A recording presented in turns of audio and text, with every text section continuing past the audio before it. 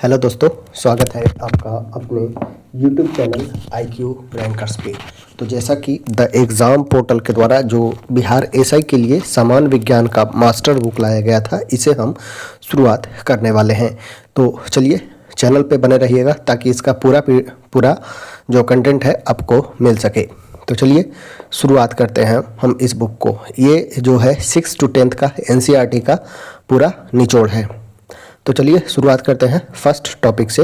वो है अध्याय फर्स्ट एवं 2, 1 एवं 2 क्लास 6 का। ठीक है, भोजन के घटक, वस्तुओं का समूह बनाना। ठीक है, फर्स्ट है भोजन के घटक कौन कौन से हैं। तो भोजन के घटक होते हैं प्रोटीन होते हैं, विटामिन्स होते हैं और कार्बोहाइड्रेट्स होते हैं। ठीक है, प्रोटीन, विटामिन्स और कार्बोहाइड्रेट। नेक्स्ट है आहारी रेशे का दूसरा नाम क्या है। तो 2 रेशा रेछांश है। ठीक है, रेशा रुछांश है। ठीक है, आहारी रेशा का दूसरा नाम क्या है। तो 2 रेशो रुछांश।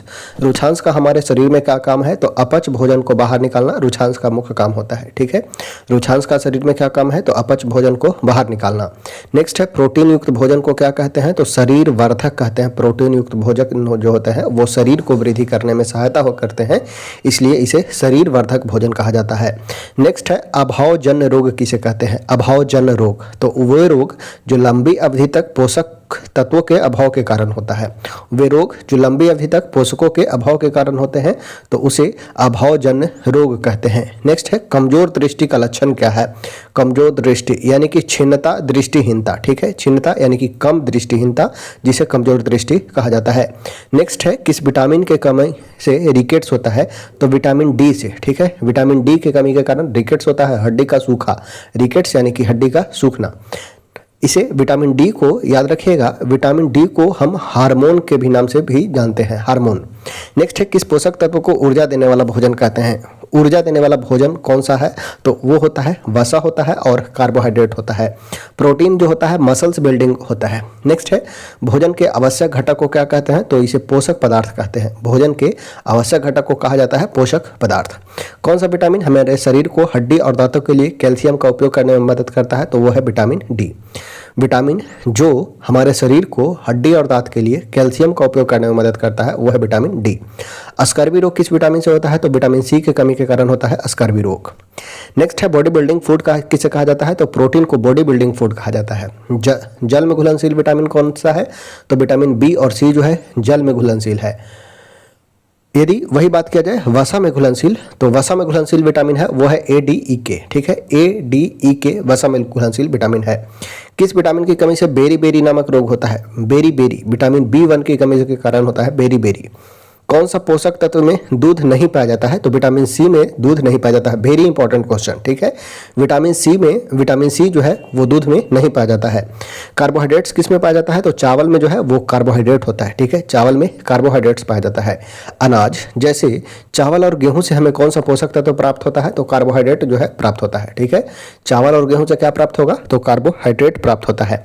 खाद्य पदार्थों में प्रोटीन के परीक्षण के लिए क्या करना चाहिए। खाद्य पदार्थ में प्रोटीन है या नहीं, इसके टेस्ट के लिए क्या किया जाता है। तो कॉपर सल्फेट विलयन और कास्टिक सोडा का प्रयोग किया जाता है। कॉपर सल्फेट विलयन और कास्टिक सोडा। नेक्स्ट है कार्बोहाइड्रेट और वसा का समान मात्रा में ले तो हमारे शरीर को ज़्यादा ऊर्जा किससे प्राप्त होगा। तो वसा से प्राप्त होगा। यदि हम कार्बोहाइड्रेट भी ले और वसा भी ले समान मात्रा में, यानी कि 1 ग्राम कार्बोहाइड्रेट ले और 1 ग्राम जो है वसा ले। ठीक है, 1 ग्राम कार्ब्स ले और 1 ग्राम वसा ले तो किससे ज़्यादा हमें ऊर्जा मिलेगा। तो वो मिलेगा वसा से।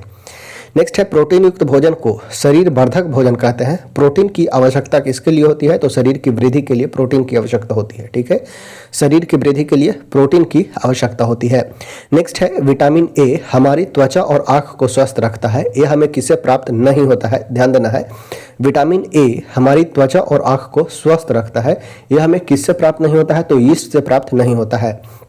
नेक्स्ट है प्रोटीन किसका उदाहरण है। तो प्रोटीन वृद्धि तथा निर्माण पदार्थ का एग्जाम्पल है। ठीक है, वृद्धि तथा निर्माण पदार्थ का। शरीर में उत्तकों का निर्माण होता है कहाँ। तो प्रोटीन से उत्तक का निर्माण होता है। ऑक्सीकरण द्वारा शरीर की ऊर्जा की आवश्यकता को पूरा करना किसका प्रमुख कार्य है। तो कार्बोहाइड्रेट का काम है। ठीक है, ऑक्सीकरण द्वारा शरीर की ऊर्जा की आवश्यकता को पूरा करना किसका कार्य है? तो यह कार्य है कार्बोहाइड्रेट का। ठीक है, कार्बोहाइड्रेट का। नेक्स्ट है घाव भरने के लिए कौन सा विटामिन सहायक है? बहुत ही इंपॉर्टेंट क्वेश्चन है। घाव भरने के लिए कौन सा विटामिन सहायक है? तो वो है विटामिन सी। ठीक है, घाव भरने के लिए कौन सा विटामिन रिस्पॉन्सिबल होता है? तो वो है सी। वेरी इंपॉर्टेंट क्वेश्चन है, इसे आप स्टार मार्क कर लीजिएगा। किस विटामिन की कमी से किलोसिस नामक रोग होता है? किलोसिस। ठीक है, किलोसिस नामक रोग किस विटामिन के कमी के कारण होता है? तो विटामिन B2 के कारण होता है। यह भी इंपॉर्टेंट है। किलोसिस नामक रोग किस विटामिन से होता है? तो विटामिन B2 के कमी से होता है। विटामिन सी का सबसे अच्छा स्रोत कौन सा हो जाएगा? तो वो हो जाएगा आंवला। ठीक है, याद रखना है खट्टे फलों में विटामिन सी पाए जाते हैं। वे पदार्थ जिनके माध्यम से वस्तु को देखा जा सकता है लेकिन स्पष्ट रूप से नहीं देखा जा सकता है वो कहलाते हैं पारभासी। ठीक है, याद रखिएगा ट्रांसपेरेंट, ट्रांसलूसेंट और ओपेक। ठीक है, तो ये हो जाएगा पारभासी। पारभासी पूर्ण रूप से नहीं, स्पष्ट रूप से नहीं देख सकते हैं तो उसे कहते हैं पारभासी। जैसे तेल लगा हुआ कागज। वे पदार्थ जिनके द्वारा वस्तु को स्पष्ट रूप से देखा जा सकता है वो पारदर्शी कहलाते हैं। ठीक है, पारदर्शी यानी कि जैसे हो जाएगा पानी हो जाएगा, वायु हो जाएगा, कांच हो जाएगा, ये सभी पारदर्शी हैं। ठीक है, जिसके द्वारा मतलब आर पार देखा जा सकता है वो पारदर्शी कहलाते हैं। किस विधि का प्रयोग करके हम विलयन में से ठोस विलय को विभक्त करते हैं? तो वह प्रक्रिया कहलाती है वाष्पीकरण। ठीक है, विलयन यानी कि सॉल्यूशन में से ठोस विलय यानी कि जो सॉल्यूट होगा वो ठोस होगा उसको किस प्रकार पृथक करेंगे? तो वाष्पीकरण के द्वारा। यानी कि कोई भी चीज़ जो है वो सॉलिड अवस्था में होगा और लिक्विड अवस्था में, लिक्विड से हमें सॉलिड में जो है लिक्विड और सॉलिड एक में मिला है तो उस सॉलिड को हमें प्रिसिपिटेट करने के लिए क्या करना होगा? तो वाष्पीकरण का प्रोसेस करना होगा। नेक्स्ट है कांच उदाहरण किसका है? तो कांच जो है एक पारदर्शी मीडियम है। ठीक है, कांच क्या है? तो एक पारदर्शी मीडियम है। नेक्स्ट है विलेय पदार्थ क्या होते हैं? विलेय पदार्थ, विलेय पदार्थ जो पानी में घुल जाता है वो विलेय यानी कि सॉल्यूट कहलाता है। ठीक है, जो पानी में घुल जाते हैं। जल में विलीन होने वाला गैस कौन सा है? तो वो है ऑक्सीजन। ठीक है, जल में विलीन होने वाला गैस है वो है ऑक्सीजन। पानी में विलय द्रवों के नाम क्या हो जाएगा? तो ये हो जाएगा सिरका है, नींबू का रस, ये पानी में विलय है।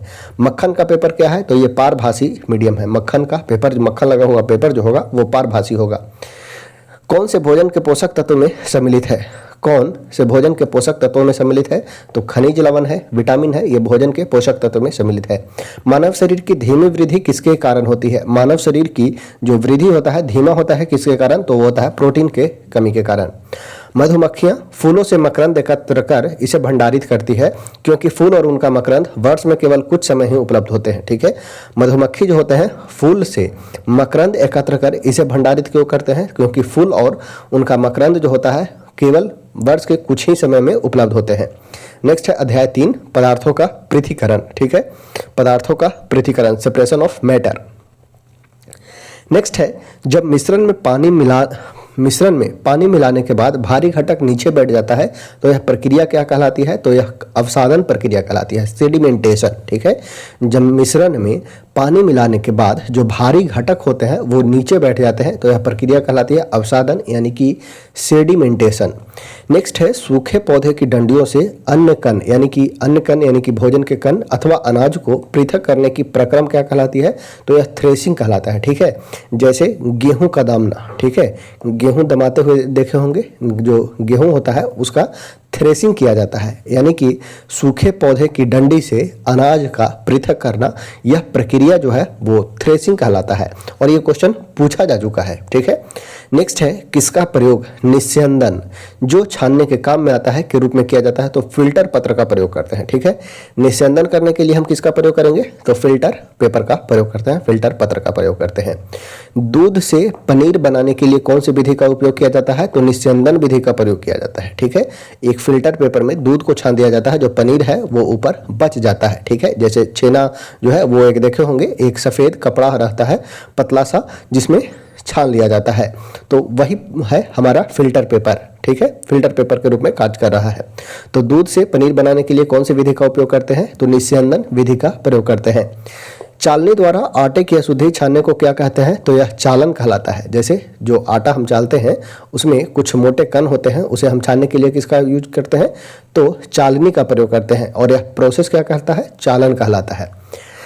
नेक्स्ट है किसी द्रव को उसी के वाष्प में परिवर्तित करने की प्रक्रिया वाष्पन कहते हैं। किसमें वाष्पन का प्रयोग किया जाता है? तो समुद्र जल से नमक प्राप्त करने के लिए हम क्या प्रयोग करेंगे? तो वाष्पन प्रोसेस का प्रयोग करते हैं। नेक्स्ट है अपसादित मिश्रण को बिना हिलाए जल को मिट्टी सहित उड़ेलने की क्रिया क्या कहलाता है? तो यह निस्तारण कहलाता है। ठीक है, अपसादित मिश्रण को बिना हिलाए जल को मिट्टी सहित उड़ेलना निस्तारण कहलाता है। पृथक्करण शब्द का क्या अर्थ है? पृथक्करण यानी कि पृथक करना यानी कि अलग करना। नेक्स्ट है पदार्थ किसे कहते हैं? तो पदार्थ है जो स्थान घेरता हो, जिसका द्रव्यमान हो, उसे हम पदार्थ कहेंगे। रेशों से बीजों को कैसे पृथक किया जाता है? तो ओटने से। ठीक है, ओटने से। बालू और लोहे के छीलन को पृथक किया जाता है। बालू और लोहे के छीलन को किस प्रकार से पृथक कर सकते हैं? तो चुंबकीय पृथक्करण विधि द्वारा। ठीक है, मैग्नेटिक सेपरेशन। ठीक है, यहाँ पे है एक बालू और दूसरा जो है वो है लोहा का छीलन, यानी कि दोनों है अलग अलग है, और जो लोहा है वो मैग्नेटिक सब्सटेंस है, तो जो मैग्नेटिक सब्सटेंस होगा उसे हम मैग्नेटिक सेपरेशन प्रोसेस के द्वारा अलग कर सकते हैं। नेक्स्ट है द्रव्य तथा उसमें अविलेय पदार्थ के अवयव को किस विधि द्वारा पृथक किया जाता है? तो वह है निस्यंदन प्रोसेस। ठीक है, निस्यंदन प्रोसेस। द्रव्य तथा उसमें अविलेय पदार्थ के अवयव को किस विधि द्वारा पृथक किया जाता है? तो निस्यंदन प्रोसेस के द्वारा पृथक किया जा सकता है। नेक्स्ट है अनाज से भूसा और पत्थरों के किस विधि द्वारा पृथक किया जाता है? तो हस्त चयन के द्वारा। अनाज से यदि हमें भूसा को पृथक करना हो या पत्थर को पृथक करना हो तो उसके लिए हस्त चयन का प्रयोग करते हैं। कभी कभी किस विधि का कार्य बैलों की सहायता से किया जाता है? तो थ्रेसिंग का प्रयोग किया जाता है। देखते होंगे घर में जो पुआल होता है उसके लिए हम थ्रेसिंग का भी प्रयोग, जो बैल का भी प्रयोग करते हैं, और वह भी प्रोसेस जो होगा वो थ्रेसिंग के अंतर्गत ही आएगा। अत्यधिक मात्रा में अन्न कणों को डंडियों से पृथक करने के लिए किस मशीन का उपयोग किया जाता है? तो यह प्रोसेस है थ्रेसिंग। यदि अगर जो धान होता है वो कम मात्रा में हो तो उस समय बैल का ही प्रयोग करके थ्रेसिंग कर लिया जाता है, वही अगर ज़्यादा मात्रा हो तो मशीन के द्वारा किया जाता है। दोनों प्रोसेस जो है वो थ्रेसिंग ही कहलाता है। तो यहाँ पे बोला गया है अधिक मात्रा में अन्न भंडार को डंडियों से पृथक करने के लिए जो हम मशीन का उपयोग करेंगे वो थ्रेसिंग प्रोसेस कहलाएगा। ठीक है, नेक्स्ट है किसान किस विधि का उपयोग हल्के भूसे को भारी अन्न कणों से पृथक करने के लिए करता है? तो यह निष्पावन, निष्पावन यानी कि हवा के द्वारा उसे उड़ाना। ठीक है, नेक्स्ट है किस विधि का उपयोग मिश्रण के दो ऐसे अवयव जिनकी आमापों में अंतर हो को पृथक किया जाता है? तो वह है चालन विधि के द्वारा। ठीक है, चालन विधि के द्वारा जिनके अमाप यानी कि माप में अंतर हो, यानी कि जो साइज हो वो डिफरेंस हो, तो उसको हम सेपरेट किस प्रकार से कर सकते हैं? तो चालन विधि के द्वारा। देखते होंगे आलू। ठीक है, आलू जो होता है, आलू जब भी आप मार्केट में गए होंगे तो वहाँ पे जब आलू का सीजन होता है तो उसका बीज जो बोया जाता है, तो बीज बोने के लिए देखे होंगे एक बड़ा सा कुछ इस प्रकार से बना होता है और गोल गोल अंदर छेदा होता है जो सेपरेशन करने का कार्य करता है, यानी कि जो उसमें छोटा आलू और बड़ा साइज का जो आलू है उसे सेपरेट करने के लिए चालन विधि का प्रयोग करते हैं।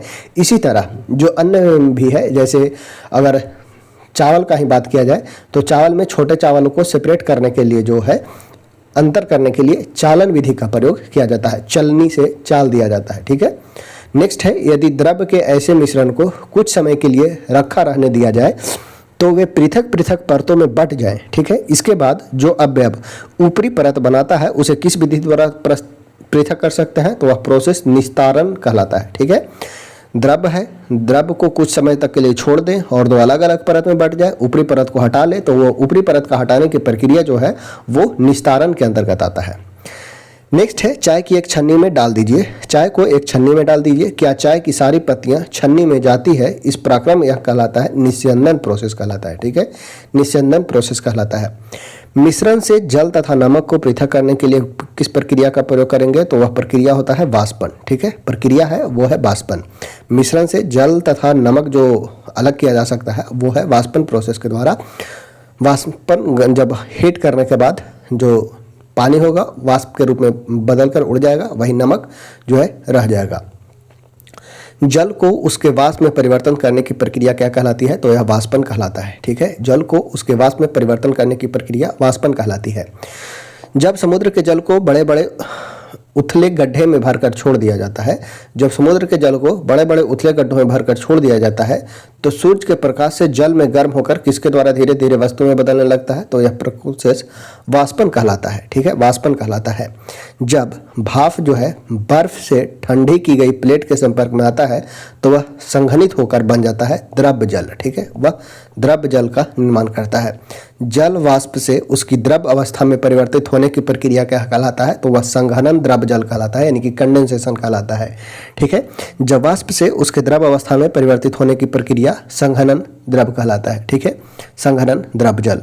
विलय पदार्थ क्या होते हैं? तो जब पानी में घुल जाते हैं उसे विलय पदार्थ कहलाते हैं। जल में विलीन होने वाला गैस कौन सा है? तो ऑक्सीजन जो है जल में विलीन होने वाला गैस है। किसी पदार्थ के विलयन को गर्म करने से उसकी विलयता पर क्या प्रभाव पड़ता है? यदि किसी पदार्थ के विलयन को गर्म किया जाता है तो विलयता यानी कि सॉल्युबिलिटी जो है वो बढ़ जाती है। ठीक है, सॉल्युबिलिटी क्या होगा? तो बढ़ जाएगा। इसे हम इस प्रकार से समझ सकते हैं, यदि विलयन हम अगर ले घी को, ठीक है, घी को ले इसे गर्म करें तो यह जो है सॉलिड से लिक्विड स्टेट में आने लगता है। ठीक है, तो विलयता यानी कि इसमें और मात्रा घुलाई जा सकती है। ठीक है, तो विलयता क्या होगा? तो विलयता बढ़ जाएगा। नेक्स्ट है आयोडीन और पोटेशियम क्लोराइड। आयोडीन और पोटेशियम क्लोराइड के मिश्रण को आयोडीन को अलग किया जा सकता है किस प्रकार से? तो उधारोपातन की विधि द्वारा। ठीक है, आयोडीन और पोटेशियम क्लोराइड के मिश्रण से आयोडीन को किस प्रकार से अलग किया जा सकता है? तो यह प्रोसेस उधारोपातन विधि द्वारा किया जा सकता है। उधारोपातन में क्या करते हैं? तो सॉलिड से जो है वो डायरेक्ट विदाउट लिक्विड स्टेट में आए गैसियस स्टेट में चेंज हो जाना उधारोपातन कहलाता है।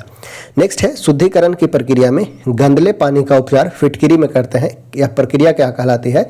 तो स्कंदन कहलाता है, यानी कि स्कंदीकरण प्रोसेस के द्वारा। ठीक है, गंदले पानी का उपचार फिटकिरी में करते हैं किस प्रोसेस के द्वारा? तो वह स्कंदन कहलाता है, स्कंदीकरण। नेक्स्ट है एल्कोहल जल मिश्रण से जल को अलग किया जाता है किस प्रोसेस के द्वारा? एल्कोहल जल मिश्रण से जल को किस प्रोसेस के द्वारा अलग किया जाता है? तो वह प्रोसेस है आसवन विधि। किशमिश के दाने को जल में रखने पर फूल जाते हैं, इसका यह किसका उदाहरण है? तो यह परासरण का एग्जाम्पल हो जाएगा, परासरण का। नेक्स्ट है एसीटोन और जल का मिश्रण किसका उदाहरण है? एसीटोन और जल जो है मिश्रण है किसका? तो यह आसवन का एग्जाम्पल हो जाएगा। ठीक है, एसीटोन और जल का मिश्रण किसका एग्जाम्पल हो जाएगा? तो आसवन का एग्जाम्पल हो जाएगा। समुद्री जल के शोधन में सामान्यतः किस विधि का प्रयोग करते हैं? तो समुद्री जल के शोधन में मिलनी जो हम यूज करते हैं वो है आसवन विधि के द्वारा। नेक्स्ट है दो या दो से अधिक शुद्ध पदार्थों को किसी भी अनुपात में मिला देने से क्या बनेगा? तो अगर कोई भी अनुपात में मिला देंगे तो मिश्रण बनेगा, वही अगर निश्चित अनुपात में मिलाएं तो यौगिक बनता है। ठीक है, किसी भी अनुपात में मिलाने से मिश्रण और निश्चित अनुपात में मिलाने से यौगिक बनेगा। एल्कोहल जल मिश्रण से जल को अलग किया जा सकता है किस विधि द्वारा? एल्कोहल जल को मिश्रण से जल को किस विधि द्वारा अलग किया जा सकता है? तो यह प्रोसेस हो जाएगा, वो हो जाएगा वाष्पन प्रोसेस। आयोडीन और पोटेशियम क्लोराइड के मिश्रण से आयोडीन किस विधि द्वारा अलग किया जा सकता है? तो उधारोपातन विधि द्वारा। ठोस को सीधे गैस में परिवर्तन होने करना क्या कहलाता है? तो यह उधारोपातन कहलाता है। नेक्स्ट है कौन सा एक विजातीय मिश्रण है? तो निलंबन जो है यहाँ पे एक विजातीय मिश्रण हो जाएगा। तरल पदार्थ से गैस में परिवर्तन होने की प्रक्रिया क्या कहलाती है? तो यह वाष्पीकरण कहलाता है। ठीक है, तरल पदार्थ से गैस में परिवर्तन होने की प्रक्रिया वाष्पीकरण कहलाती है। पदार्थ के दबाव या तापमान में परिवर्तन के कारण पदार्थ की गैसीय अवस्था में द्रव अवस्था में परिवर्तन की प्रक्रिया यह संघनन कहलाता है। ठीक है, पदार्थ के दबाव या तापमान में परिवर्तन के कारण पदार्थ की गैसीय अवस्था से द्रव अवस्था में परिवर्तन की प्रक्रिया क्या कहलाती है? तो संघनन कहलाता है। किस विधि का प्रयोग करके हम विलयन में से ठोस विलय को विभक्त कर सकते हैं? तो यह प्रोसेस है, वह प्रोसेस कहलाता है वाष्पीकरण। नेक्स्ट है अध्याय 4। किस रंग के प्रकाश का पौधे द्वारा तीव्र अवशोषण किया जाता है? तो नीला एवं लाल रंग का। ठीक है, किस रंग के प्रकाश का पौधा द्वारा तीव्र अवशोषण किया जाता है? तो वह नीला रंग का एवं लाल रंग का। प्रकाश संश्लेषण का उपोत्पाद है, उपोत्पाद यानी कि बाय प्रोडक्ट क्या हो जाएगा? तो ये हो जाएगा ऑक्सीजन। ठीक है, प्रकाश संश्लेषण का बाय प्रोडक्ट के अंतर्गत आएगा, वो आएगा ऑक्सीजन आ जाएगा। ठीक है, ऑक्सीजन। नेक्स्ट है प्रकाश संश्लेषण प्रक्रिया के लिए किस की उपस्थिति आवश्यक नहीं है? क्या जरूरी नहीं है? तो ऑक्सीजन जरूरी नहीं है, क्योंकि ऑक्सीजन तो बाय प्रोडक्ट के रूप में ही हमें मिल रहा है। प्रकाश संश्लेषण हेतु सर्वाधिक क्रियाशील प्रकाश कौन सा है? तो वह है सबसे अधिक जो होता है वो होता है लाल प्रकाश में। प्रकाश संश्लेषण की क्रिया सबसे अधिक किस प्रकाश के रंग में होता है, किस कलर के रंग में होता है? तो लाल प्रकाश में। ठीक है, नेक्स्ट है दो गांठों के बीच तने का भाग क्या कहलाता है? दो गांठ के बीच तने का भाग यह इंटरनोड कहलाता है। ठीक है, दो गांठों के बीच तने का भाग क्या कहलाता है? तो यह इंटरनोड कहलाता है। ठीक है, इंटरनोड कहलाता है। नेक्स्ट है एक नोड पर पत्ती की व्यवस्था है क्या? तो फाइलेटेक्सी। ठीक है, फाइलटेक्सी। एक नोड पर पत्ती की व्यवस्था है तो यह है फाइलटेक्सी। पेड़ पौधे की शाखाओं को बाहर की मिट्टी सहारा देती है जिससे वे जुड़ते नहीं हैं, तो जिससे वे टूटते नहीं हैं, यह कहलाता है जड़। पेड़ पौधे की शाखाएं को बाहर की मिट्टी सहारा देती है जिससे वे टूटते नहीं हैं, यह जो है वह जड़ कहलाता है। पौधे का कौन सा भाग पत्ती और जड़ को जोड़ता है? तो तना जोड़ता है, तना कनेक्ट करने का कार्य करता है। जल की बूंदें पत्तियों से जलवाष्प के रूप में निकलती है, उन्हें क्या कहते हैं? तो यह वाष्पोत्सर्जन कहलाता है। ठीक है, जल की बूंदें पत्तियों से जलवाष्प के रूप में निकलती है, यह प्रक्रिया जो है वाष्पोत्सर्जन कहलाती है। नेक्स्ट है कुछ पौधों में शाखाएं तने के आधार के समीप से निकलती है। कुछ पौधे में शाखाएं तने के आधार के समीप से निकलती है। तना कठोर होता है परंतु अधिक मोटा नहीं होता है, उन्हें क्या कहते हैं? तो यह झाड़ी कहलाता है। ठीक है, यह क्या कहलाएगा? तो यह झाड़ी कहलाएगा। पौधे कौन कौन से होते हैं? तो पौधे जैसे हो जाएगा शाख, झाड़ी और वृक्ष, ये सभी पौधे के अंतर्गत आए हैं। शाख पौधे की विशेषता क्या बतलाएं? तो हरे होंगे एवं कोमल तने वाले होते हैं। शाख पौधे जो होते हैं हरे होते हैं एवं कोमल तने वाले होते हैं। शाख पौधा कैसा होता है? तो जिसकी लंबाई सबसे कम होती है वो शाख पौधे होते हैं। झाड़ी पौधे कैसे होते हैं? तो जिन पौधे की लंबाई आपके बराबर की यानी कि लगभग 5 से 6 फीट तक होती है, ये झाड़ी कहलाते हैं। पत्ती के चपटे हरे भाग को क्या कहते हैं? तो यह फलक कहलाता है। ठीक है, पत्ती के चपटे हरे भाग क्या कहलाते हैं? तो यह फलक कहलाता है। पत्ती का वह भाग जिसके द्वारा वह तने से जुड़ा होता है वह क्या कहलाता है? तो पर्णवृत्त कहलाता है। ठीक है, पत्ती का वह भाग जिसके द्वारा वह तने से जुड़ा होता है यह क्या कहलाता है? तो यह पर्णवृत्त कहलाता है। तने और पत्ती को जल कैसे प्राप्त होता है? तो जड़ से के द्वारा प्राप्त होता है। ठीक है, तने और पत्ती को जल प्राप्त होता है, यह कार्य कौन करता है? तो जड़ का कार्य है तने और पत्ती को जल प्राप्त करवाना। कमजोर तने वाले पौधे सीधे खड़े नहीं हो सकते और ये भूमि पर फैल जाते हैं, इन्हें कहते हैं बिसर्पी लता। ठीक है, क्रीपर्स बोलते हैं। ठीक है, इंग्लिश में अगर बात किया जाए तो क्रीपर्स इसे बोला जाता है। नेक्स्ट है पत्ती में सिराओं द्वारा बनाए गए डिजाइन को क्या कहते हैं? तो यह सिरा विन्यास कहलाता है। ठीक है, पत्तियों में सिराओं द्वारा बनाए गए डिजाइन क्या कहलाते हैं? तो सिरा विन्यास कहलाता है। पुष्प के केंद्र में स्थित भाग को क्या कहते हैं? तो यह स्त्री केसर कहलाता है। पुष्प के केंद्र में स्थित भाग स्त्री केसर कहलाता है। छोटे और कोमल पौधे क्या कहलाते हैं? तो छोटे और कोमल पौधे शाक कहलाते हैं। जिन पौधे के तने के आधार से शाखाएं निकलते हैं उन्हें झाड़ियां कहते हैं। ठीक है, जिन पौधे के तने के आधार से शाखा निकलता है वो झाड़ियां कहलाता है। तना पौधे में जल का क्या करता है? तो संवहन का कार्य करता है। तना पौधे में जल का क्या करता है? तो संवहन का कार्य करता है। पौधों में वाष्पोत्सर्जन का कार्य किया जाता है किसके द्वारा? तो पत्तों में जो है वो वाष्पोत्सर्जन होता है। सलजम, चुकंदर किस मूसला जड़ का एग्जाम्पल है? सलजम और चुकंदर जो है वो कुंभी रूपी जड़ का एग्जाम्पल हो जाएगा। ठीक है, सलजम और चुकंदर किस मूसला जड़ का एग्जाम्पल है? तो कुंभी रूपी जड़ का एग्जाम्पल हो जाएगा। विभिन्न फूलों की क्या अलग अलग रंगों की होती है? उन्हें क्या कहते हैं? विभिन्न फूल की अलग अलग रंग होता है, उन्हें पंखुड़ी कहते हैं। ठीक है, पंखुड़ी कहते हैं। फूल के कितने भाग होते हैं? तो 4 भाग होते हैं फूल के। पत्ते पर रेखांकित संरचना क्या कहलाती है? तो पत्ते पर रेखांकित संरचना सीरा कहलाता है। ठीक है, सीरा। यदि किसी फूल की पंखुड़ियां जुड़ी हो तो उसे फूल में और कौन सा भाग जुड़ा होता है? तो फूल में जुड़ा होगा वो होगा स्त्री केसर। बीज पुष्प के कौन से भाग में बनता है? तो बीजांड। बीज जो बनता है वो बनता है बीजांड में। ठीक है, बीज कहाँ का निर्माण होगा? तो बीज होगा बीजांड में। पौधे में तने का कार्य क्या है? तो तने का कार्य क्या है? तो पानी तथा खनिज को जड़ों से पत्तों तक पहुंचाना, तैयार भोजन को पौधे के शेष भागों में पहुंचाना एवं शाखाओं तथा पत्तों को सहारा प्रदान करना तना का मुख्य कार्य है। नेक्स्ट है जड़ें। पौधे को मिट्टी में मजबूती से जमाए रखती है, उन्हें मिट्टी में पौधे को क्या कहा जाता है? तो स्थिरक है। ठीक है, उन्हें मिट्टी में पौधे का कहा जाता है स्थिरक। स्त्री केसर का सबसे निचला और फूला भाग क्या कहलाता है? तो यह अंडाशय कहलाता है। स्त्री केसर का सबसे निचला और फूला हुआ भाग क्या कहलाता है? तो अंडाशय कहलाता है।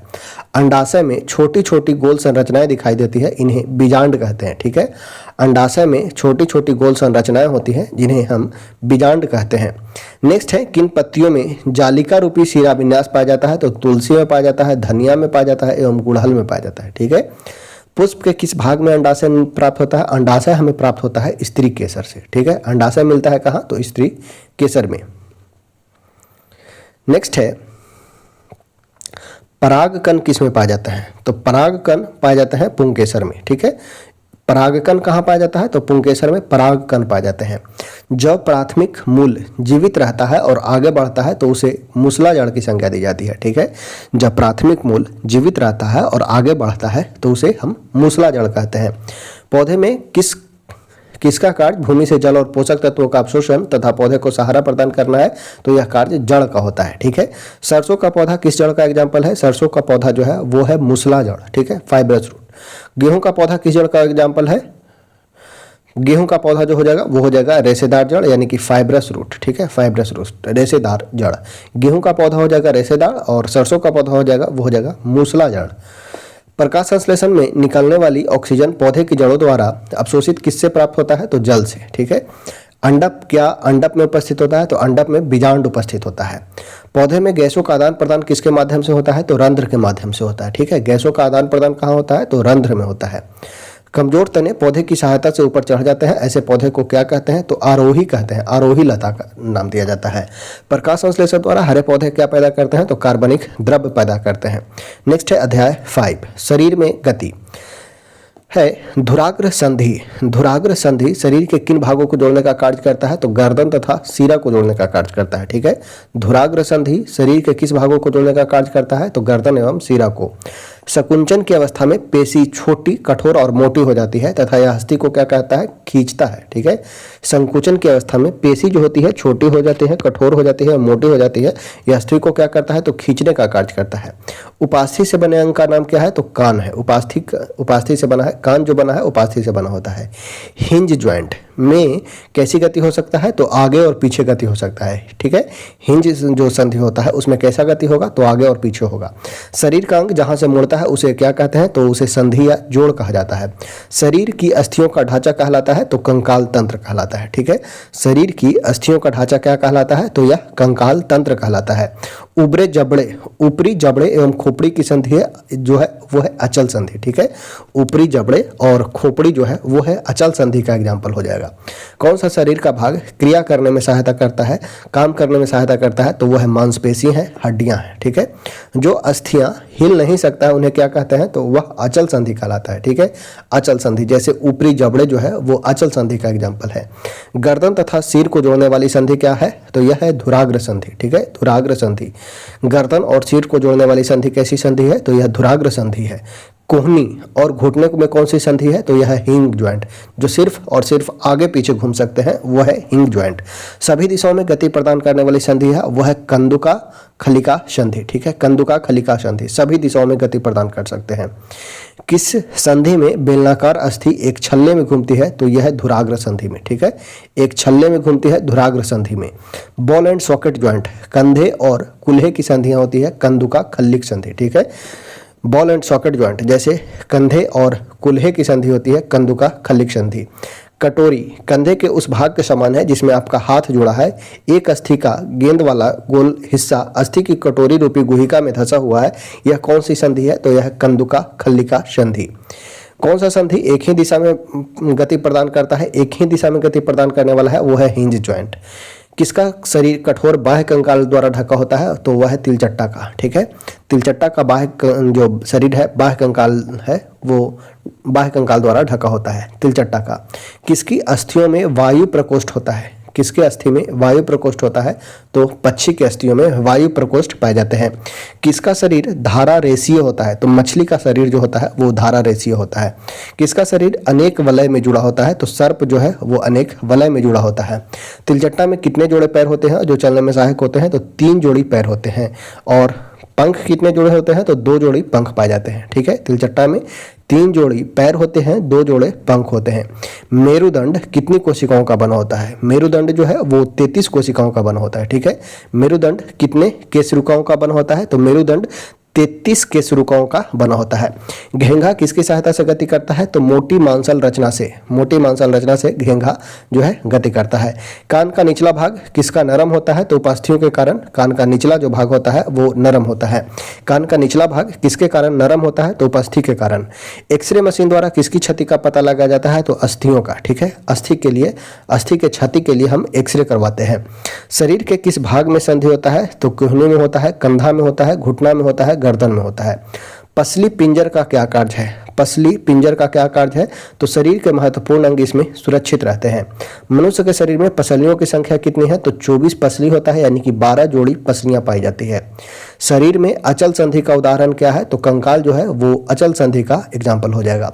मांसपेशी को हड्डी से जोड़ने वाला संयोजी ऊतक क्या है? तो वह है कांड्रा। ठीक है, याद रखना है MBT। ठीक है, MBT यानी कि कांड्रा जो है, यहाँ पे कभी टेंडन भी लिखा आपको मिलेगा।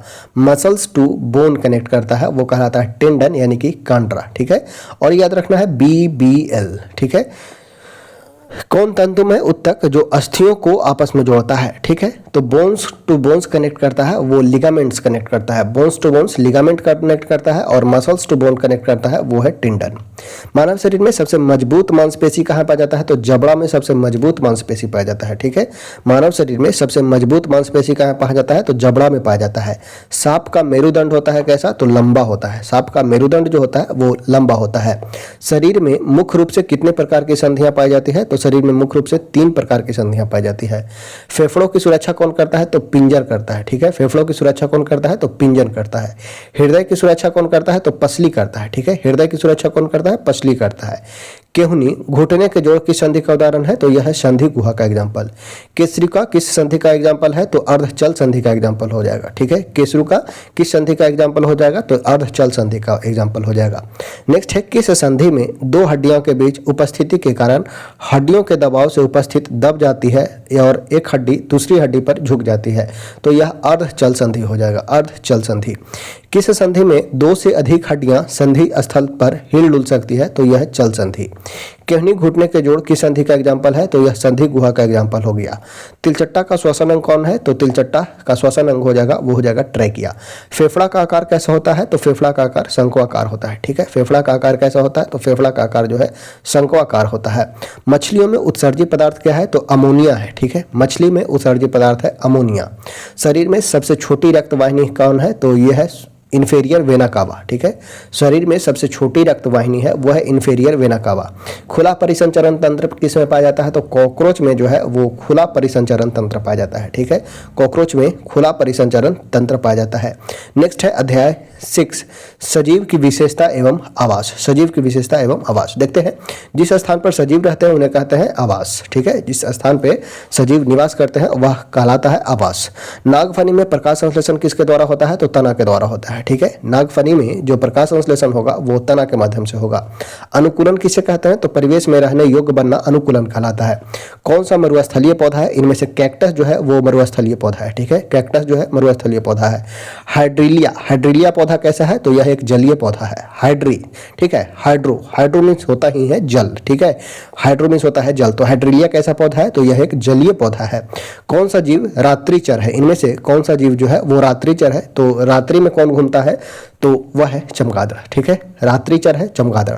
वह प्रक्रिया जिससे अपशिष्ट पदार्थ शरीर से बाहर फेंके जाते हैं वह कहलाता है उत्सर्जन। ठीक है, वह प्रक्रिया प्रोसेस जिसके द्वारा अपशिष्ट पदार्थ जो है शरीर से बाहर फेंके जाते हैं वह प्रोसेस जो है उत्सर्जन कहलाता है।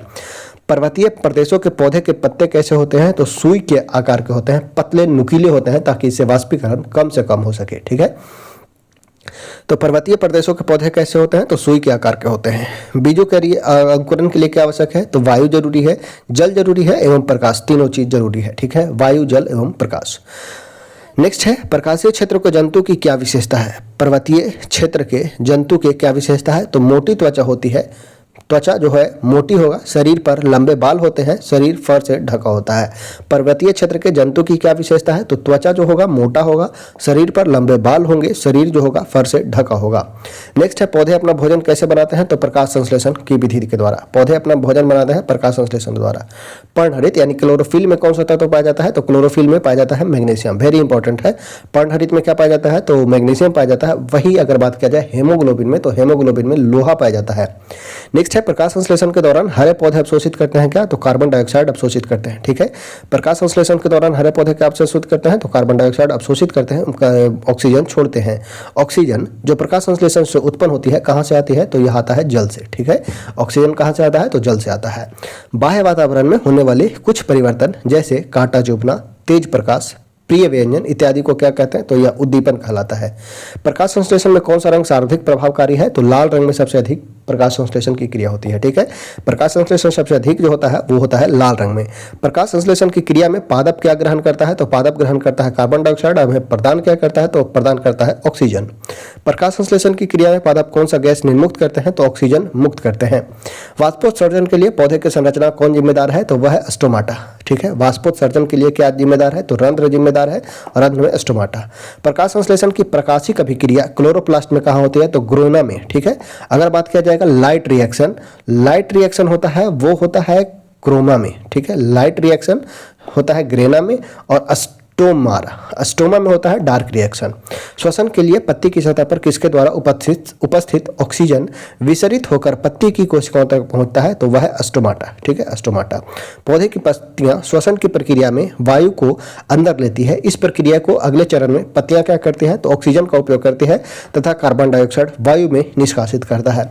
मृदा, जल एवं वायु किस आवास के घटक हैं? तो ये अजैव घटक हैं। ठीक है, मृदा हो गया, जल हो गया, वायु हो गया, ये सभी अजैव घटक हैं। उद्दीपन किसे कहते हैं? तो वातावरण में होने वाले परिवर्तन उद्दीपन कहलाते हैं। ठीक है, उद्दीपन क्या है? तो वातावरण में होने वाले परिवर्तन उद्दीपन कहलाते हैं। उत्सर्जन क्या है? तो अपशिष्ट पदार्थों का निष्कासन उत्सर्जन कहलाता है। उद्दीपन और उत्सर्जन हो गया। उद्दीपन वातावरण में होने वाले परिवर्तन और उत्सर्जन अपशिष्ट पदार्थों का निष्कासन जो है वो उत्सर्जन कहलाता है। नेक्स्ट है जलीय पौधे का तना कैसा होता है? तो लंबा होता है, हल्का होता है और खोखला होता है। जलीय पौधे के तना कैसे होंगे? तो लंबा होगा, हल्का होगा और खोखला होगा। डॉल्फिन और व्हेल मछली सांस कैसे लेता है? तो बात छिद्रों द्वारा लेता है। ठीक है, डॉल्फिन और व्हेल मछली सांस कैसे लेता है? तो बात छिद्र के द्वारा लेता है। बीज सजीव है या निर्जीव? तो बीज जो है वो एक प्रकार का सजीव है। नेक्स्ट है कायिक प्रजनन किसके द्वारा होता है? तो पौधों में बीजों के अतिरिक्त अन्य भागों में प्रजनन से होता है। ठीक है, पौधों में बीजों के अतिरिक्त अन्य भागों में प्रजनन से होता है। केचुआ सांस कैसे लेता है? तो त्वचा के द्वारा लेता है। ठीक है, केचुआ सांस कैसे लेता है? तो त्वचा के माध्यम से लेता है। नेक्स्ट है कैक्टस मरुस्थल में जीवित रहता है। ठीक है, कैक्टस मरुस्थल में जीवित रहता है किस प्रकार? तो एक मोटी मोमी परत के कारण, लंबी जड़ों के कारण एवं छोटी पत्तियों के कारण। ठीक है, कैक्टस जो होता है किस प्रकार जीवित रहता है मरुस्थल में? तो क्योंकि उसमें एक मोटी मोमी परत होता है मोम के जैसा जो, तथा उसका जड़ जो होता है लंबी होता है एवं पत्ती जो होता है छोटा होता है और नुकीला पत्ती पे नुकीला भाग पाया जाता है। अजैव घटक क्या है? तो वायु है, जल है, प्रकाश है, ताप है, चट्टान है, मिट्टी है, ये सभी अजैव घटक हैं। नेक्स्ट है अनुकूलन किसे कहते हैं? तो वह विशिष्ट संरचना जो किसी पौधे तथा जंतु को उसके प्रवेश में रहने योग्य बनाती है, अडेप्टेशन कहलाता है, अनुकूलन कहलाता है। वह विशिष्ट संरचनाएं जो किसी पौधे तथा जंतुओं को उसके प्रवेश में रहने योग्य बनाता है वह अनुकूलन कहलाता है। पर्वतीय वनों के वृक्ष को क्या विशेषता नहीं है? इसमें पूछा गया पर्वतीय वन की विशेषता क्या नहीं है? तो पत्ते चौड़े नहीं बल्कि पत्ते नुकीले होते हैं। यहाँ पे चौड़े नहीं, क्या नहीं है? तो पत्ते चौड़े होते हैं, यह नहीं है, सही है। तो कैसा होता है? पर्वतीय क्षेत्रों के जो पौधे होते हैं वो नुकीले होते हैं, उनकी पत्तियां नुकीली होती हैं।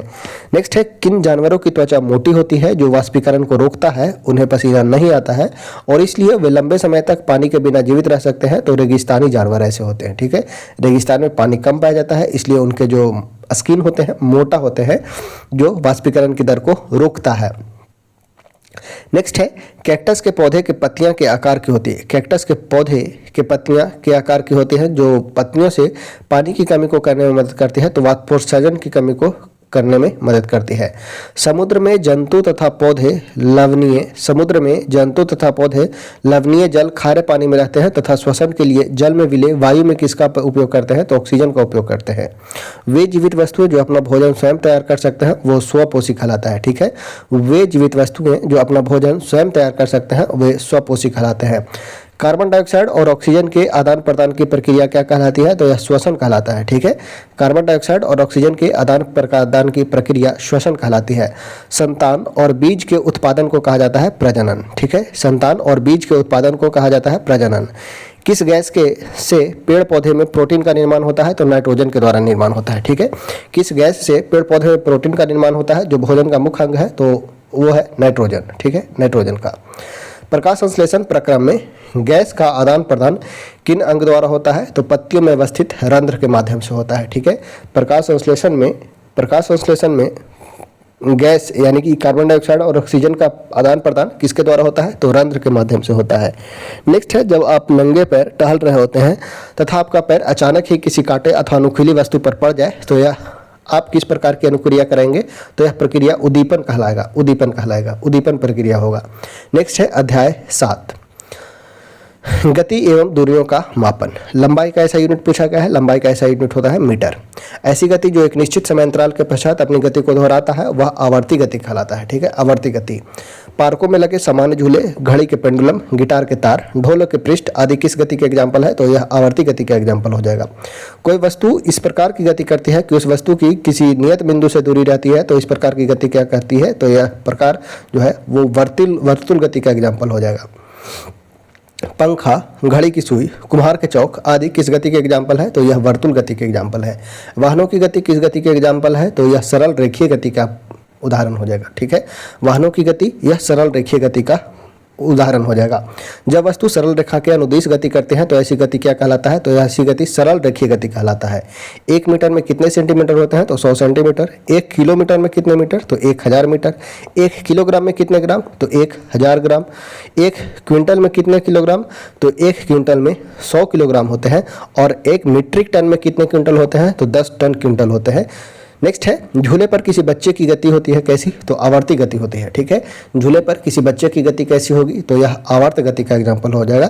नीचे गिरते हुए पत्थर की गति कैसी होगी? तो सरल रेखीय गति का एग्जाम्पल हो जाएगा। बंदूक से निकली हुई गोली का गति कैसा हो जाएगा? तो यह सरल रेखीय गति हो जाएगा। पृथ्वी को अपने अक्ष पर घूमना, पृथ्वी को अपने अक्ष पर घूमना कैसी गति हो जाएगा? तो यह घूर्णन गति का एग्जाम्पल हो जाएगा। सूर्य के चारों ओर एक स्थिर कक्ष में पृथ्वी की गति कैसी गति हो जाएगी? तो यह परिक्रमण कहलाएगा। सूर्य के चारों ओर एक स्थिर कक्ष में पृथ्वी की गति परिक्रमण कहलाएगी। सरल रेखीय गति कौन सी हो जाएगा? तो सड़क पर कार की गति सरल रेखीय गति होगा। कौन सा आवर्ती गति का उदाहरण है? तो पृथ्वी की गति जो है आवर्ती गति का एग्जाम्पल हो जाएगा।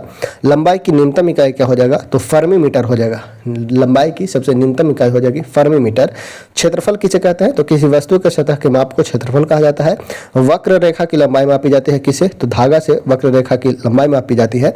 वृक्ष से गिरते हुए फैल पर कौन सा बल कार्य करता है? तो यह जी, स्मॉल जी काम करता है, ठीक है। वृक्ष से गिरते हुए फल पर कौन सा बल कार्य करता है? तो गुरुत्व बल कार्य करता है। वृक्ष की शाखा का इधर उधर लहराना किस गति का उदाहरण हो जाएगा? तो आवर्ती गति का एग्जाम्पल हो जाएगा। सितार की बोरियों की गति किस गति का एग्जाम्पल हो जाएगा? तो यह भी आवर्त गति का एग्जाम्पल हो जाएगा। बजते समय ढोल की गति किसकी गति का एग्जाम्पल हो जाएगा? तो यह आवर्त गति का हो जाएगा। किस वर्ष फ्रांसीसियों ने मापन की एक नई मानक प्रणाली की रचना की जिसे मीटर पद्धति कहते हैं? तो मीटर पद्धति प्रारंभ हुआ 1790 ईस्वी में, ठीक है। मीटर पद्धति कब आया? तो 1790 में। किसका आविष्कार यातायात प्रणाली में सबसे पहले और अहम आविष्कार माना जाता है? तो यातायात प्रणाली के लिए पहिए का आविष्कार सबसे आवश्यक माना जाता है। वृत्तीय पत्थर वृत्तीय पथ के अनुदिश गति कर रहा है। इस गति में पत्थर की आपके हाथ से दूरी समान रहती है। इस प्रकार की गति वर्तुल गति का एग्जाम्पल हो जाएगा। वर्तुल गति का, वर्तुल गति किसे कहते हैं? तो घूर्णन करते समय अंकित चिन्ह से दूरी यदि समान रहे तो वह वर्तुल गति का एग्जाम्पल हो जाएगा। किसी सिलाई मशीन की सुई की गति कैसी गति होगी? तो यह आवर्त गति होगा, ठीक है। किसी सिलाई मशीन की सुई की गति कैसी गति होगा? आवर्त गति होगा। मापन की मानक प्रणाली को क्या कहते हैं? तो यह मीटर पद्धति कहते हैं। मापन की मानक प्रणाली क्या कहलाता है? तो यह मीटर पद्धति कहलाता है। वर्तुल गति का क्या एग्जाम्पल हो जाएगा? तो कुएं से जल बाहर निकालते डोल, पंखे के पैरों की गति, रस्सी में बांधी पत्थर की गति, ये सभी वर्तुल गति का एग्जाम्पल हो जाएगा। दोलन गति का ही दूसरा नाम है आवर्ती गति, ठीक है। दोलन गति का ही नाम है आवर्ती गति। बिजली के पंखे की पंखुड़ियां पर अंकित किसी चिन्ह की गति, किस घड़ी के सेकंड की सुई की गति, यह कैसा हो जाएगा? तो यह वर्तुल गति या आवर्ती गति होगा। किसी साइकिल के पहिए की गति वर्तुल या आवर्त गति होगा। केहनी से उंगली के छोर तक की लंबाई जिसे हाथ कहते हैं, लंबाई के मात्रा के रूप में प्राचीन में किस देश में उपयोग किया जाता था? तो मिस्र में प्रयोग किया जाता था। प्राचीन भारत में छोटी लंबाई को मापने के लिए किसका उपयोग किया जाता था? तो उंगली को यूज किया जाता था या मुट्ठी का उपयोग किया जाता था, ठीक है। प्राचीन भारत में छोटी लंबाई को मापने के लिए या तो उंगली का यूज किया जाता था या मुट्ठी का। किसका शरीर धारा रेखीय होता है? तो मछली का। अभी देखें रेडियोधर्मी का ऐसा इकाई क्या है? तो रेडियोधर्मी का ऐसा यूनिट है बेकुरल। अपवर्तनांक का मात्रक क्या है? तो अपवर्तनांक का कोई मात्रक नहीं होता है। भार का ऐसा मात्रक क्या होता है? जो न्यूटन, ठीक है। भार का ऐसा मात्रक वही होता है जो बल का होता है, ठीक है। भार और बल दोनों का ऐसा मात्रक न्यूटन ही होता है। किस युग्म की इकाई समान नहीं होता है? तो बल और दाब दोनों समान कभी नहीं होंगे। बल प्रेशर इक्वल टू होता है प्रेशर इक्वल टू यानी कि दाब इक्वल टू होता है फोर्स पर यूनिट एरिया, ठीक है, और F बराबर होता है M इंटू ए। दोनों का यूनिट कभी सेम नहीं होगा, बल का न्यूटन होता है और दाब का पास्कल होता है। मात्रक कूलॉम पर सेकंड, कूलॉम पर सेकंड किसका होता है, Q इक्वल टू होता है I t, Q equal to होता है I इंटू टी। तो यहाँ पे Q बाई टी बराबर हो जाएगा I, यानी कि एम्पियर बराबर होगा Q बटा टी, यानी कि कूलॉम पर सेकंड का दूसरा नाम क्या हो जाएगा, तो ये हो जाएगा एम्पियर। नेक्स्ट है त्वरण वेग का ऐसा मात्रक, त्वरण वेग यानी कि एक्सेलरेशन होता है change in velocity by time taken, यानी कि मीटर पर सेकंड स्क्वायर, ठीक है। त्वरण वेग का ऐसा मात्रक मीटर प्रति सेकंड हो जाएगा। यहाँ पे तरंग वेग कहा गया है, तरंग वेग यानी कि dv बाई dt, यहाँ पे हो जाएगा dv बाई dt। तरंग वेग यानी कि वेग होता है speed equal to distance by time, distance equal to हो जाएगा स्पीड टाइम, यानी कि मीटर प्रति सेकंड हो जाएगा। एक डायोप्टर किसके बराबर होता है, एक डायोप्टर यानी कि P इक्वल टू होता है 1/f, ठीक है, 1/f यानी कि 1 मीटर माइनस 1, एक डायोप्टर होता है 1 मीटर माइनस 1। परमाणु त्रिज्या किस में मापी जाती है, तो नैनोमीटर में मापी जाती है परमाणु त्रिज्या। लाई डिटेक्टर उपकरण को क्या कहते हैं, तो लाई डिटेक्टर उपकरण को पॉलीग्राफ के रूप में भी जाना जाता है, ठीक है। लाई डिटेक्टर उपकरण को हम पॉलीग्राफ के रूप में भी जानते हैं। संवेग में क्या होता है, तो संवेग में परिमाण भी होता है एवं दिशा भी होते हैं, दोनों होते हैं, परिमाण भी होगा और दिशा भी होगा, ठीक है, परिमाण भी होगा और दिशा भी होगा।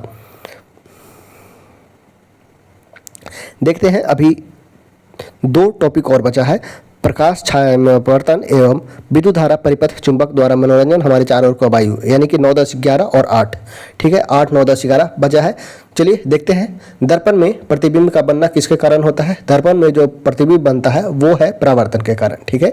दर्पण में प्रतिबिंब का बनना किसके कारण होता है, तो परावर्तन के कारण होता है। व्यक्ति वस्तु को देख पाता है जब प्रकाश वस्तु पर पड़े और आंखों की तरफ आए, ठीक है। जब प्रकाश वस्तु पर पड़े और आंखों की तरफ आए तो व्यक्ति वस्तु को देख पाता है। पारदर्शी वस्तु कौन सा हो जाएगा, तो कांच हो जाएगा, शीशा हो जाएगा, पानी, ये सभी पारदर्शी वस्तु का एग्जाम्पल हो जाएगा। पारभासी का बात किया जाए तो कुछ वस्तु से आप आर पार देख सकते हैं परंतु साफ नहीं देख सकते, तो उसे हम पारभासी कहते हैं। दीप्त पिंड किसे कहते हैं, तो जब वस्तु सूर्य की तरह स्वयं प्रकाश का उत्सर्जन करते हैं उसे दीप्त पिंड कहते हैं। जो वस्तुएं सूर्य की तरह स्वयं प्रकाश का उत्सर्जन करते हैं उसे दीप्त पिंड कहते हैं। जब प्रकाश के पथ में कोई अपारदर्शी वस्तु आ जाती है तो यह क्या बनाता है, तो छाया बनाता है, ठीक है। जब प्रकाश के पथ में कोई अपारदर्शी वस्तु आ जाती है तो क्या बनाता है, तो छाया बनाता है। दर्पण कितने प्रकार के होते हैं, तो दर्पण 3 प्रकार के होते हैं, समतल, अवतल और उत्तल। सूर्य ग्रहण के समय सूर्य कैसा दिखाई देता है, तो सूर्य काला दिखाई देगा, ठीक है। सूर्य ग्रहण के समय सूर्य कैसा दिखाई देता है, तो यह काला दिखाई देता है। पारभासी वस्तु कौन सी है, जैसे तेल लगा हुआ कागज, मक्खन लगा हुआ कागज इत्यादि, ये सभी पारभासी का एग्जाम्पल हो जाएंगे। सूर्य ग्रहण कब होता है, तो जब चंद्रमा जब सूर्य और पृथ्वी के बीच आता है, चंद्रमा जो है सूर्य और पृथ्वी के बीच आता है तो सूर्य ग्रहण लगता है। किसके कारण स्पष्ट छाया बन सकती है, तो अपारदर्शी वस्तु के कारण स्पष्ट छाया बनती है, ठीक है। यदि जो वस्तु होगा वो अपारदर्शी होगा उसके कारण स्पष्ट छाया बनता है। जिस वस्तु में से प्रकाश आर पार गुजर सकता है उसे पारदर्शी वस्तु कहते हैं। चंद्रमा कैसा है, तो यह एक अदीप्त पिंड है। चंद्रमा कैसा है, तो चंद्रमा जो है अदीप्त पिंड का एग्जाम्पल हो जाएगा। नेक्स्ट है प्रकाश में गति करता है। प्रकाश जो है वो सरल रेखा में गति करता है, ठीक है। प्रकाश जो है किस रेखा में गति करेगा, तो प्रकाश हमेशा सरल रेखा में गति करता है। नेक्स्ट है जब किसी अपारदर्शी वस्तु को प्रकाश स्रोत के समीप लाया जाता है तो छाया का आकार बढ़ जाता है, ठीक है। जब किसी अपारदर्शी वस्तु को प्रकाश स्रोत के समीप लाया जाएगा तो छाया का आकार बढ़ जाता है। अदीप्त वस्तु किसे कहते हैं, तो जो वस्तु प्रकाश उत्सर्जित नहीं करता है उसे अदीप्त वस्तु कहते हैं, ठीक है। जो वस्तु प्रकाश उत्सर्जित नहीं करते हैं उसे अदीप्त वस्तु कहा जाता है। परावर्तन किसे कहते हैं, तो प्रकाश की किरण का माध्यम से टकराकर पुनः वापस आना परावर्तन कहलाता है, ठीक है। प्रकाश की किरणों का माध्यम से टकराकर पुनः वापस आना परावर्तन कहलाता है। परावर्तन का कोण होता है परावर्तित किरण और दर्पण की सतह पर खींचे गए अभिलंब के बीच के कोण के बराबर, यह हमारा है परावर्तन का कोण। ये हमें बनेगा आपतित किरण, परावर्तित किरण और अभिलंब। तो आपतित किरण और अभिलंब के बीच बने कोण को आपतन कोण एवं अभिलंब एवं परावर्तित किरण के बीच बने कोण को एंगल ऑफ रिफ्लेक्शन यानी कि परावर्तन का कोण कहते हैं। तो परावर्तन का कोण कहाँ होगा, तो परावर्तित किरण और दर्पण की सतह पर खींचे गए अभिलंब के बीच जो कोण बनता है वो बनता है परावर्तन का कोण। नेक्स्ट है वस्तु से छोटा और आभासी प्रतिबिंब किस दर्पण में प्राप्त होगा। वस्तु से छोटा और आभासी प्रतिबिंब होगा हमेशा उत्तल दर्पण में। जब प्रकाश की किरणें एक माध्यम से दूसरे माध्यम में जाती है तो अपने पूर्व पद से विचलित हो जाती है, इसे हम प्रकाश का अपवर्तन कहते हैं। ठीक है, जब प्रकाश की किरणें एक माध्यम से दूसरे माध्यम में जाती है तो अपने पूर्व पद से विचलित हो जाती है, इसे हम प्रकाश का अपवर्तन कहते हैं। सरल सूक्ष्मदर्शी में किसका उपयोग होता है, तो सरल सूक्ष्मदर्शी में उत्तल लेंस का प्रयोग होता है। ठीक है, याद रखना है सरल सूक्ष्मदर्शी में किसका प्रयोग होता है, तो सरल सूक्ष्मदर्शी में उत्तल लेंस का प्रयोग होता है। उत्तल लेंस जो होता है, उत्तल लेंस जो होगा किनारों की अपेक्षा बीच में मोटा होगा, ये है हमारा उत्तल लेंस। ठीक है, इस प्रकार का जो लेंस होगा वो उत्तल लेंस का एग्जाम्पल है। ठीक है, तो उत्तल लेंस में जो होगा किनारों की अपेक्षा बीच में जो होगा वो मोटा होगा। ठीक है, उत्तल लेंस जो होगा किनारों की अपेक्षा बीच में मोटा होता है। प्रकाश की एक किरण जब विरल माध्यम से सघन माध्यम में आती है तो अभिलंब की ओर मुड़ जाती है। ठीक है, यदि यहाँ पे बात किया गया है प्रकाश की किरण जब विरल माध्यम से सघन माध्यम यानी कि विरल यानी कि रेयर मीडियम से डेंसर मीडियम में जाता है, रेयर से डेंसर मीडियम में जाता है तो यह अभिलंब की ओर मुड़ जाता है। ठीक है, अभिलंब की ओर मुड़ जाता है। ठीक है, नेक्स्ट है जब प्रकाश का एक माध्यम से दूसरे माध्यम में जाता है तब अपवर्तन होता है, तो प्रकाश की चाल में परिवर्तन होने के कारण। ठीक है, जब प्रकाश एक माध्यम से दूसरे माध्यम में जाता है तो अपवर्तन होता है किसके कारण, तो प्रकाश की चाल में परिवर्तन होने के कारण अपवर्तन होता है। दर्पण किसे कहते हैं, तो दर्पण एक प्रकाशीय युक्ति है जो प्रकाश के सिद्धांत पे कार्य करता है। दर्पण परावर्तन में हमें कैसे प्रतिबिंब प्राप्त होते हैं, तो स्पष्ट प्रतिबिंब प्राप्त होता है। ठीक है, दर्पण परावर्तन में हमें कैसे प्रतिबिंब प्राप्त होते हैं, तो स्पष्ट प्रतिबिंब प्राप्त होते हैं। दीप्त वस्तुएं कौन सी हैं, तो जुगनू हैं, सूर्य हैं, तारे हैं, ये सभी दीप्त वस्तुएं हैं। सूची छिद्र कैमरे से सड़क पर चलते लोगों के लिए प्रतिबिंब कैसी दिखाई देती है, तो उल्टा दिखाई देता है। ठीक है, सूची छिद्र कैमरे से सड़क पर चलते लोगों के प्रतिबिंब कैसा दिखाई देता है, तो यह उल्टा दिखाई देता है। जिन पदार्थों से होकर वस्तु को स्पष्ट रूप से नहीं देखा जा सकता है वह पारभासी कहलाता है। ठीक है, जिन पदार्थों से होकर वस्तु को स्पष्ट रूप से नहीं देखा जा सकता है उसे पारभासी कहते हैं। टिंडल प्रभाव प्रकाश के किस सिद्धांत किससे संबंधित है, तो प्रकीर्णन से संबंधित है। ठीक है, टिंडल प्रभाव प्रकाश के प्रकीर्णन से संबंधित है। प्रकाश की गति अधिकतम किस माध्यम में होती है, तो निर्वात में प्रकाश की गति जो होगा वो अधिकतम होगा। ठीक है, प्रकाश की गति अधिकतम किस माध्यम में होगा, तो निर्वात में होगा। प्रकाश में संचरित होता है तो प्रकाश हमेशा सीधी रेखा में संचरित होता है। ठीक है, प्रकाश जो है हमेशा सीधी रेखा में संचरित होता है।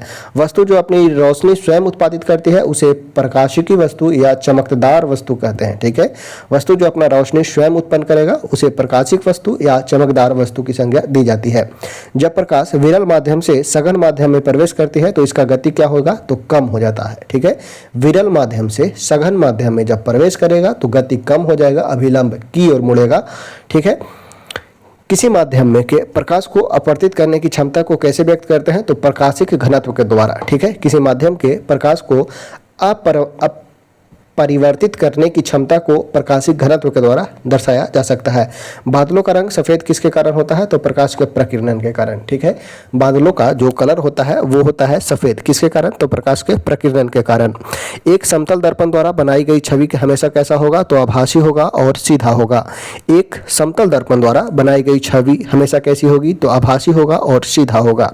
एक गोलीय दर्पण के परावर्तक पृष्ठ के मध्य एक बिंदु होता है जिसे हम क्या कहते हैं, तो जिसे पोल कहते हैं। ठीक है, यह गोलीय दर्पण के परावर्तित पृष्ठ के मध्य बिंदु होता है जिसे हम पोल कहते हैं, फोकस है, और ये जो है हमारा रेडियस होगा। ठीक है, पोल, फोकस, रेडियस।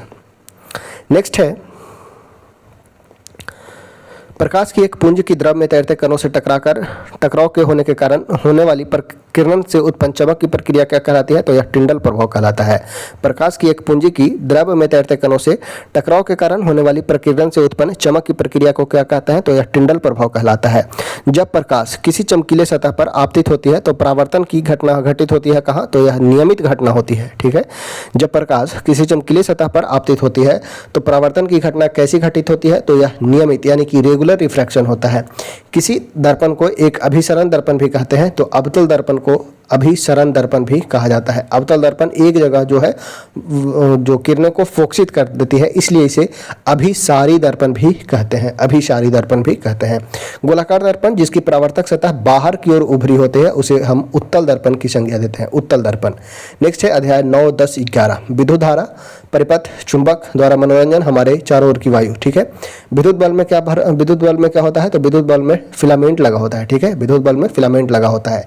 बल दीप्त कैसे होता है, तो परिपथ में विद्युत धारा प्रवाहित करने पर बल्ब जो होता है दीप्त होता है। बल्ब का कौन सा भाग दीप्त होता है, तो तंतु जो होता है, फिलामेंट जो होता है जलता है। स्विच क्या होता है, यह एक सरल युक्ति है जो स्विच क्या है, तो स्विच एक सरल युक्ति है जो परिपथ को पूरा करने और बंद करने में सहायता करता है। रोधक किसे कहते हैं, तो जिन पदार्थों से विद्युत धारा प्रवाहित नहीं होती है उसे हम रोधक कहते हैं। ठीक है, जिन पदार्थों से विद्युत धारा प्रवाहित नहीं होते हैं उसे रोधक कहते हैं। ठीक है, नेक्स्ट है विद्युत परिपथ में सेफ्टी फ्यूज तार का प्रयोग किया जाता है, किस लिए, तो गलन बिंदु पर सेफ्टी फ्यूज तार का प्रयोग किया जाता है गलन बिंदु पर।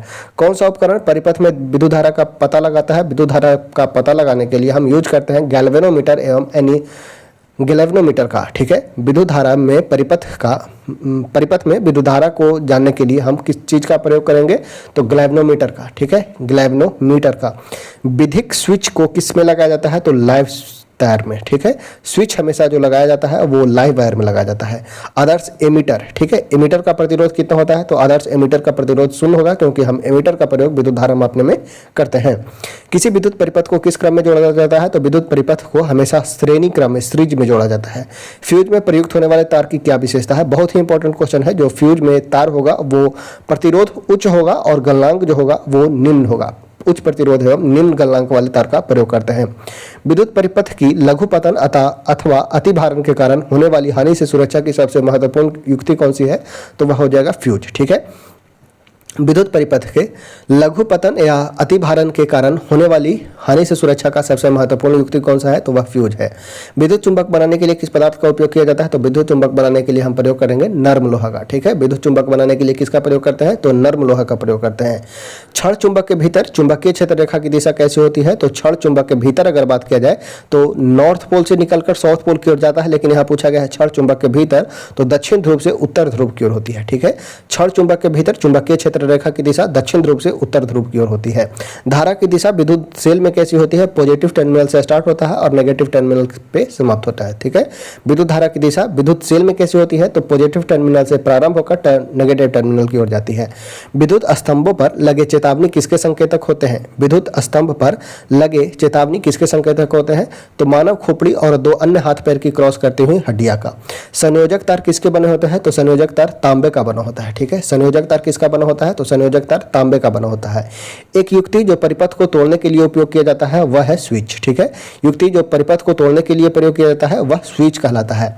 एक विद्युत सेल में कितने टर्मिनल होते हैं, तो विद्युत सेल में 2 टर्मिनल होते हैं, एक पॉजिटिव होता है एक नेगेटिव होता है।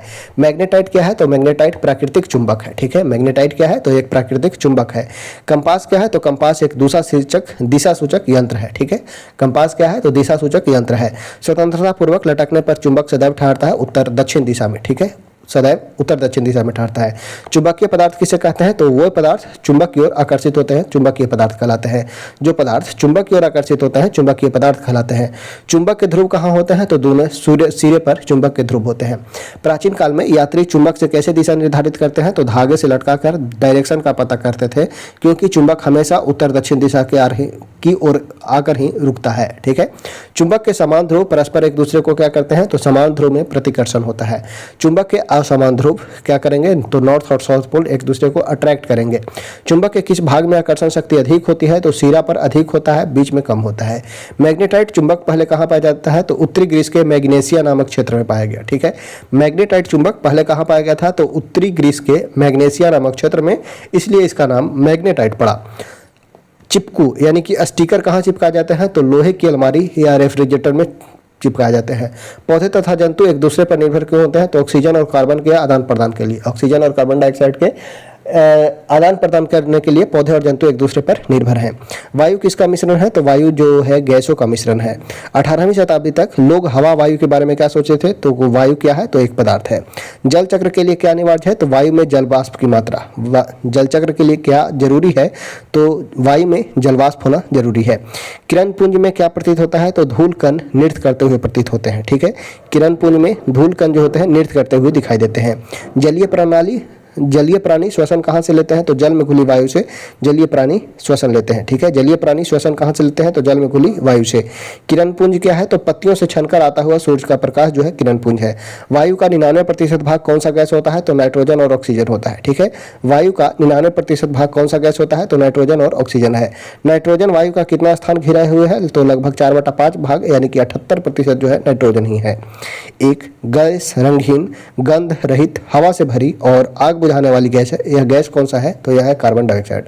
एक गैस रंगहीन है, गंध रहित, हवा से भरी है और आग बुझाने वाली गैस है। यह है कार्बन डाइऑक्साइड। प्रकाश संश्लेषण के दौरान पौधे द्वारा कौन सा गैस उत्पन्न होता है? तो ऑक्सीजन उत्पन्न होता है। ठीक है, प्रकाश संश्लेषण के दौरान पौधे द्वारा कौन सा गैस उत्पन्न होता है? तो ऑक्सीजन गैस उत्पन्न होता है।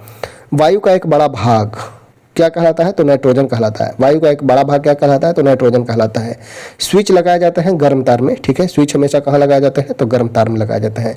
विद्युत फ्यूज आधारित है किसके? तो धारा के ऊष्मीय प्रभाव पर। विद्युत फ्यूज जो है धारा के ऊष्मीय प्रभाव पर आधारित है। विद्युत परिपथ में विद्युत फ्यूज क्या करता है? तो विधुन्मय तार में। ठीक है, विद्युत परिपथ में विद्युत फ्यूज जोड़ता है विधुन्मय तार, यानी कि लाइव वायर में। ठीक है, तो इस प्रकार से हम लोगों ने क्लास 6 का, ठीक है, क्लास 6 का संपूर्ण एनसीईआरटी का जो निचोड़ देखें साइंस का। ठीक है, क्लास 6 का साइंस का हिस्ट्री, बायोलॉजी, केमिस्ट्री और केमिस्ट्री और फिजिक्स तीनों हम पोर्शन देख लिए। अगला जो वीडियो होगा वो होगा क्लास 7 से। ठीक है, क्लास 7 से। तो चलिए इस वीडियो को यहीं पे करते हैं समाप्त।